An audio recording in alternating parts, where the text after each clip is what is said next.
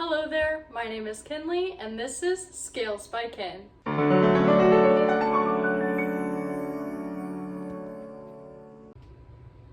What is he doing?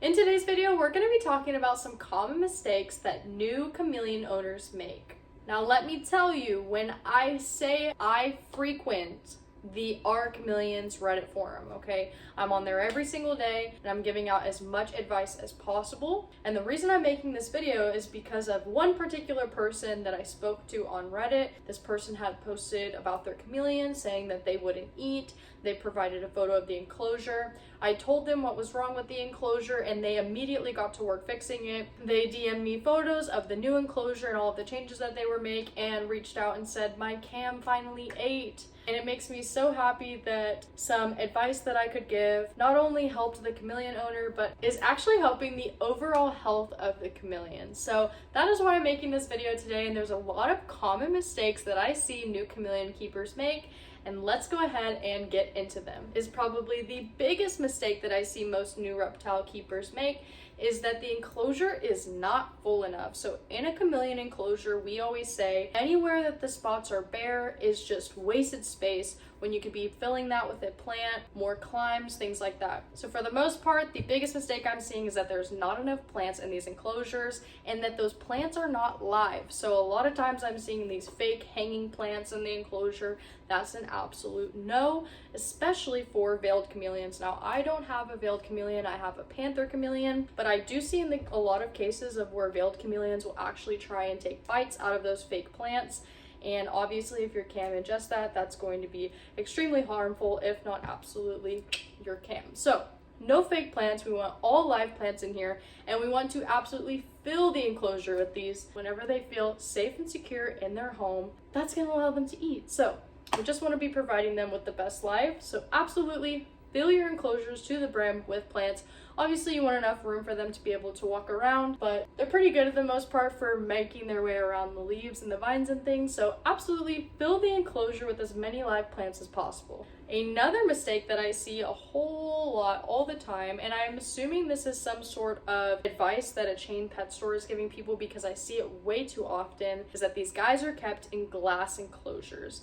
And as we know, glass is an absolute no for chameleons. And you might be thinking, Kinley, how do you retain the humidity of the enclosure if it's not glass and it's just screen and it's just poof, the humidity is just gone? Well, guess what? If you have enough live plants in there, you won't have any issues with humidity, right? I've never had problems with my humidity as a new keeper because solely of how many plants are in this enclosure in the misting schedule that I'm on, which we'll get into in a little bit. But if you're having that glass enclosure, that's not providing any room for ventilation, which is just going to cause your cam to get a respiratory infection, which is super fatal to these guys. We definitely want a screened enclosure, okay? And I see a lot of people have an entirely screened enclosure, which is an absolute yes. I see some people like myself have this where it's blocked off and it's screened on the front and on the top. I highly recommend. The PVC boards around the sides and the back of the enclosure are not only kind of giving him some security, it's also locking in a little bit of humidity,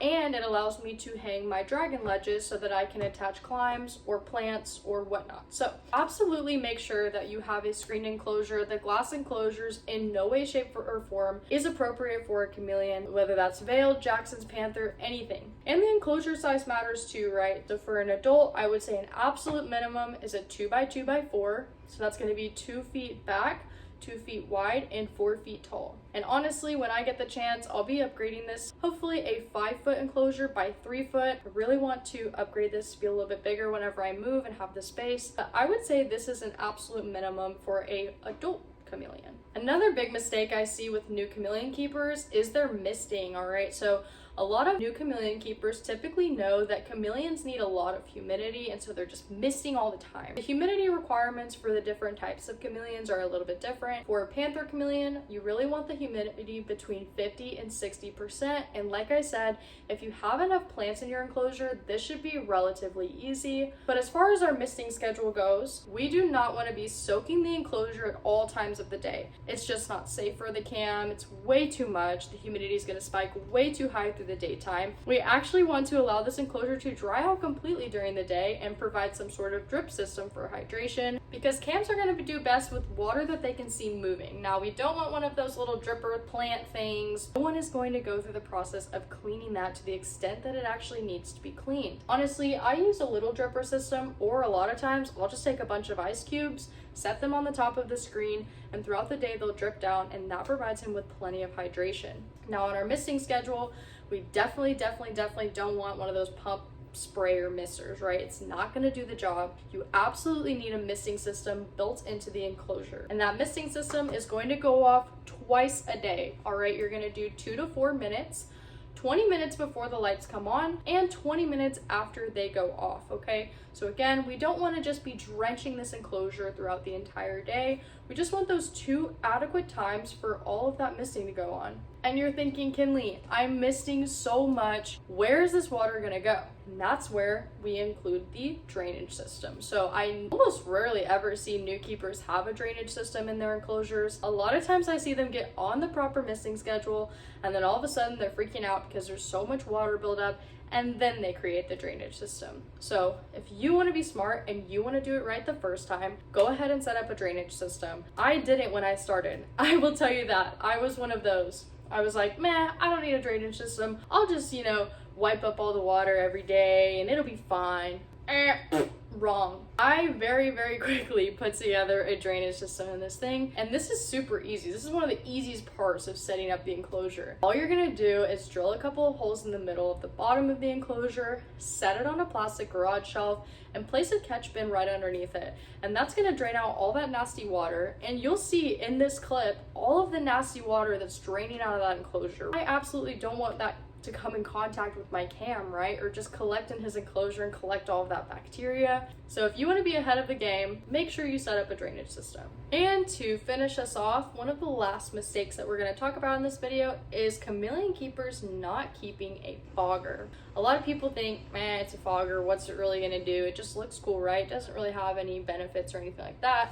Again, wrong. So the fogger is important because the fogger is going to create a spike in humidity in the nighttime. This is the only time we run the fogger, and I run mine between midnight and 4 a.m. So the reason for that spike in humidity is that it's going to aid in his hydration while he sleeps and he's breathing in that really humid air.